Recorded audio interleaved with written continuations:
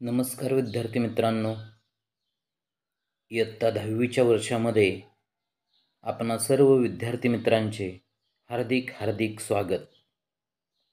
विद्यार्थी मित्रांनो, आपण विज्ञान आणि तंत्रज्ञान भाग 1 या विषयामध्ये आपण यावर्षी एकूण 10 प्रकरणांचा अभ्यास करणार आहोत. त्यातील पहिले प्रकरण गुरुत्वाकर्षण याची सुरुवात आज आपण करत आहोत.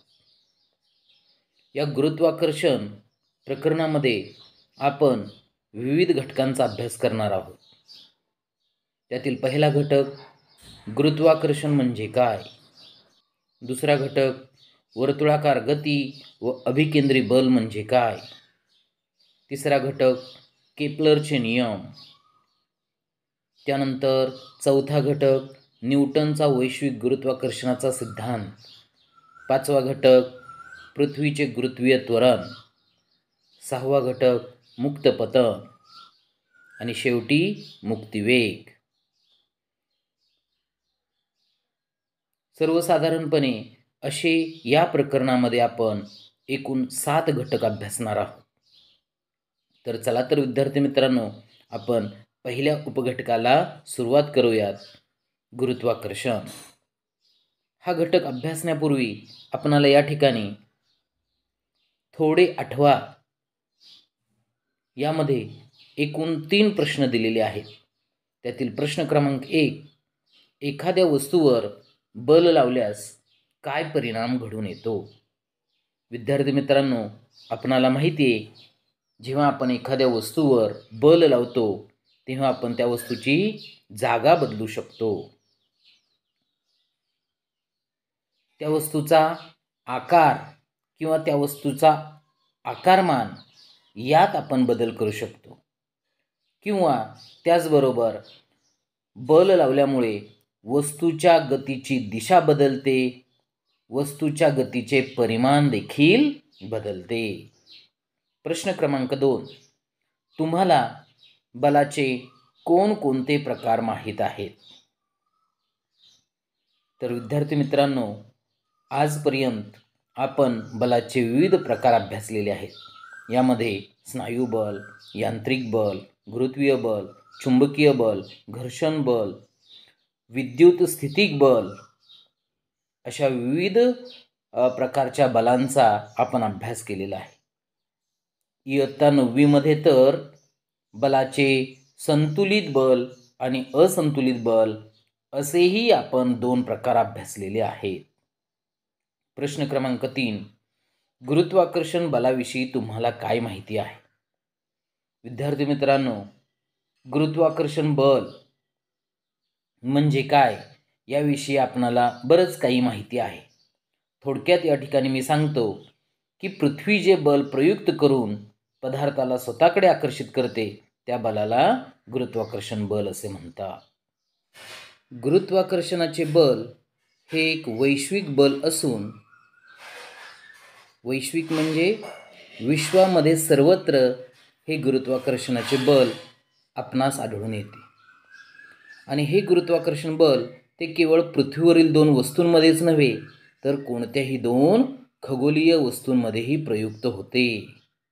खगोलीय वस्तू म्हणजे अवकाशातील कोणत्याही 2 वस्तूंमध्ये गुरुत्वीय बल हे अस्तित्वात असते किंवा गुरुत्वाकर्षणाचे बल हे अस्तित्वात असते. या गुरुत्वाकर्षणाचा शोध सर आयझॅक न्यूटन यांनी लावला. असे म्हणतात की झाडावरून खाली पडत असलेले सफरचंद पाहिल्यामुळे त्यांना हा शोध लागला. त्यांना असा प्रश्न पडला की सर्व सफरचंदे क्षितिज लंब दिशेने म्हणजेच सरळ खालीच का पडतात, तिरकी का पडत नाहीत किंवा क्षितिज समान रेषेत का जात नाहीत. बऱ्याच विचारांती त्यांनी असा निष्कर्ष काढला की पृथ्वी सफरचंदाला स्वतःकडे आकर्षित करीत असेल व या आकर्षण बलाची दिशा पृथ्वीच्या केंद्राकडे असेल. झाडावरील सफरचंदापासून पृथ्वीच्या केंद्राकडे जाणारी दिशा ही क्षितिज लंब असल्याने, क्षितिज लंब म्हणजे क्षितिजाला लंब अशी, म्हणजे क्षितिजाला 90 अंशाचा कोन करणारी असल्याने सफरचंद झाडावरून क्षितिज लंब दिशेने खाली पडते. आपण या आकृतीमध्ये पाहू शकतो. या ठिकाणी आकृती क्रमांक 1.1 मध्ये गुरुत्वाकर्षण बलाची कल्पना, त्याचबरोबर चंद्रावरील गुरुत्वीय बल हे दाखवलेले आहे. या आकृतीमध्ये पृथ्वीवरील एक सफरचंदाचे झाड दाखवले आहे. सफरचंदावरील बल पृथ्वीच्या केंद्राच्या दिशेने असते, म्हणजेच सफरचंदाच्या स्थानापासून पृथ्वीच्या पृष्ठभागाला ते लंब असते. आकृतीत चंद्र व पृथ्वी यामधील गुरुत्वाकर्षण बल देखील दाखवलेले आहे. न्यूटनने असा विचार केला की जर का हे बल वेगवेगळ्या उंचीवर असलेल्या सफरचंदावर प्रयुक्त होत असेल, तर ते सफरचंदाहून बऱ्याच अधिक उंचीवर असणाऱ्या पृथ्वीपासून खूप दूरवर असलेल्या चंद्रासारख्या वस्तूंवरही प्रयुक्त होत असेल का? तसेच सूर्य, ग्रह अशा चंद्राहून अधिक दूरवरच्या खगोलीय वस्तूंवरही प्रयुक्त होत असेल का? तर याचं उत्तर हो असं आहे. कारण गुरुत्वाकर्षण बल हे एक वैश्विक बल आहे आणि ते केवळ पृथ्वीवरील 2 वस्तूंमध्येच नव्हे, तर कोणत्याही 2 खगोलीय वस्तूंमध्ये देखील प्रयुक्त असते. यानंतर बल आणि गती या उपघटकाचा आपण अभ्यास करूया. विद्यार्थी मित्रांनो, आपणाला माहिती आहे की जेव्हा आपण एखादे बल एखाद्या वस्तूवर लावतो, तेव्हा ती वस्तू आपली जागा बदलते, म्हणजेच त्या वस्तूला वेग प्राप्त होतो. आपण त्या वस्तूवर आणखी बल लावले तर वेगाच्या परिमाणात बदल होतो. त्याचबरोबर बलामुळेच आपण अशा गतिमान वस्तूची दिशाही बदलू शकतो. म्हणजेच एखाद्या वस्तूच्या वेगाच्या परिमाणात किंवा गतीच्या दिशेत बदल घडवून आणण्यासाठी त्यावर बल प्रयुक्त होणे आवश्यक असते. विद्यार्थी मित्रांनो, या ठिकाणी आपणाला थोडे आठवा यामध्ये एक प्रश्न विचारलेला आहे. न्यूटनचे गतिविषयक असणारे 3 नियम कोणते? विद्यार्थी मित्रांनो, न्यूटनचे गतिविषयक 3 नियम आपण इयत्ता 9वी मध्ये अभ्यासलेले आहेत. न्यूटनचा गतिविषयक पहिला नियम, जर एखाद्या वस्तूवर कोणतेही बाह्य असंतुलित बल कार्यरत नसेल तर तिच्या विराम अवस्थेत किंवा सरळ रेषेतील एकसमान गतीमध्ये सातत्य राहते. न्यूटनचा गतिविषयक दुसरा नियम, संवेग परिवर्तनाचा दर हा प्रयुक्त बलाशी समानुपाती असतो, तसेच संवेगाचे परिवर्तन बलाच्या दिशेने होते. न्यूटनचा गतिविषयक तिसरा नियम, प्रत्येक क्रियाबलासाठी समान परिमाण असणारे त्याच वेळी प्रयुक्त होणारे प्रतिक्रियाबल अस्तित्वात असते आणि त्यांच्या दिशा परस्परांना विरुद्ध अशा असतात. यानंतर परिचय शास्त्रज्ञांचा, यामध्ये आपण सर आयझॅक न्यूटन या शास्त्रज्ञाविषयी माहिती पाहणार आहोत. सर आयझॅक न्यूटन यांचा जन्म 1642 मध्ये झाला तर मृत्यू 1727 मध्ये झाला. सर आयझॅक न्यूटन यांना आधुनिक काळातील अग्रगण्य शास्त्रज्ञ मानले जाते. त्यांचा जन्म इंग्लंडमध्ये झाला. त्यांनी गतीचे नियम, गतीची समीकरणे व गुरुत्वाकर्षणाचा सिद्धांत आपल्या प्रिन्सिपिया या नावाच्या पुस्तकात मांडलेला आहे. त्याआधी केपलर नावाचा जो शास्त्रज्ञ होऊन गेला, या केपलरने ग्रहाच्या कक्षांचे वर्णन करणारे 3 नियम मांडलेले होते. परंतु ग्रह या नियमाप्रमाणे भ्रमण का करतात यामागील कारणांची काहीच जाणीव नव्हती. न्यूटनने गुरुत्वाकर्षणाचा सिद्धांत वापरून ते 3 नियम गणितीय पद्धतीने सिद्ध केले.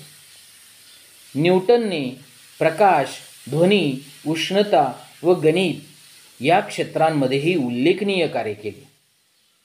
त्यांनी गणिताच्या एका नवीन शाखेचा शोध लावला. कॅल्क्युलस या नावाने ओळखल्या जाणाऱ्या या शाखेचा गणितात व भौतिकशास्त्रातही मोठ्या प्रमाणात उपयोग केला जातो. न्यूटन हे परावर्तक दुर्बीण तयार करणारे पहिले शास्त्रज्ञ होते.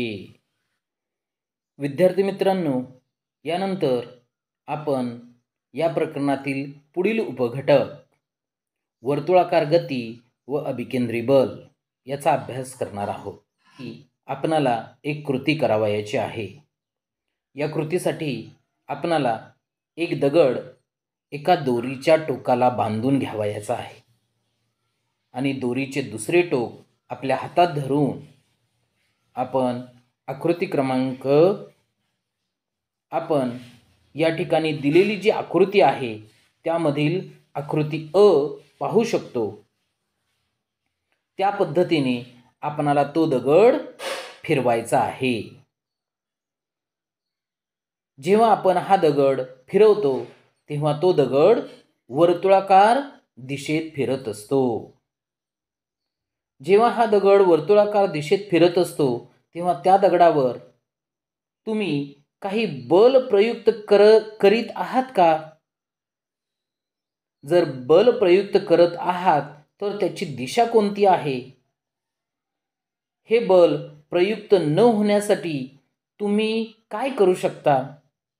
आणि जर आपण हे बल प्रयुक्त केलं नाही तर त्या दगडावर त्याचा काय प्रभाव पडेल?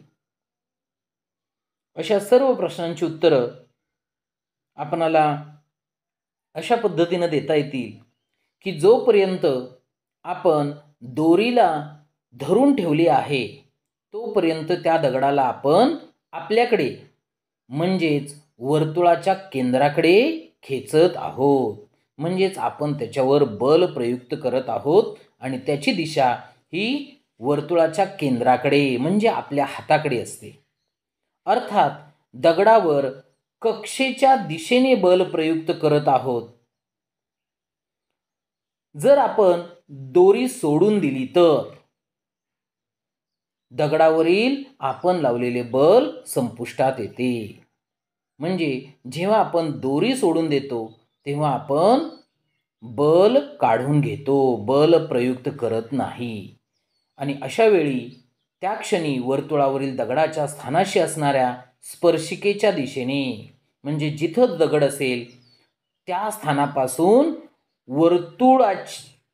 वर्तुळाला जर आपण एक स्पर्शिका काढली, आपण आकृती क्रमांक आ मध्ये पाहू शकतो की एक गुलाबी रंगाने जो बाण दाखवलेला आहे ती त्या वर्तुळाची स्पर्शिका आहे आणि त्या वर्तुळाच्या स्पर्शिकेच्या दिशेने तो दगड बाहेर फेकला जातो. म्हणजेच त्या क्षणी त्या दगडाच्या वेगाची दिशा ही त्या वर्तुळाला काढलेल्या स्पर्शिकेवर असते. यावरून आपण अभिकेंद्री बल म्हणजे काय याची व्याख्या आपण सांगू शकतो. वर्तुळाकार कक्षेत फिरणाऱ्या कोणत्याही वस्तूवर वर्तुळाच्या केंद्राच्या दिशेने बल प्रयुक्त होत असेल तर या बलास अभिकेंद्री बल असे म्हणतात. म्हणजेच या बलामुळे वस्तू केंद्राकडे जाण्यास प्रवृत्त होते. विद्यार्थी मित्रांनो, आपणाला पृथ्वीचा नैसर्गिक उपग्रह चंद्र हा माहीत आहे. हा चंद्र देखील एका विशिष्ट कक्षेत पृथ्वीभोवती परिभ्रमण करतो हे आपणाला माहिती आहे. म्हणजेच त्याची दिशा अर्थात वेग सारखा बदलत असतो. मग त्यावर काही बल सतत प्रयुक्त होत असेल काय? या बलाची दिशा कोणती असेल? जर असे बल नसते तर चंद्राची गती कशी राहिली असती? आपल्या सौरमालेतील इतर ग्रह सूर्याभोवती असेच भ्रमण करतात का? त्यावरही असे बल प्रयुक्त होत असते का? त्याची दिशा कोणती असते? या सर्व प्रश्नांची उत्तरं आपणाला वरील कृती किंवा वरून मिळते. या सर्व कृतींचा किंवा उदाहरणांचा जर आपण विचार केला तर आपल्या असं लक्षात येतं की चंद्राला पृथ्वीभोवती त्याच्या कक्षेत फिरत ठेवण्यासाठी त्यावर बल प्रयुक्त होणे आवश्यक आहे. तसेच हे बल पृथ्वीच प्रयुक्त करत असेल व चंद्रा स्वतःकडे आकर्षित करत असेल, त्याचप्रमाणे सूर्य देखील पृथ्वीसह सर्व ग्रहांना स्वतःकडे आकर्षित करत असतो.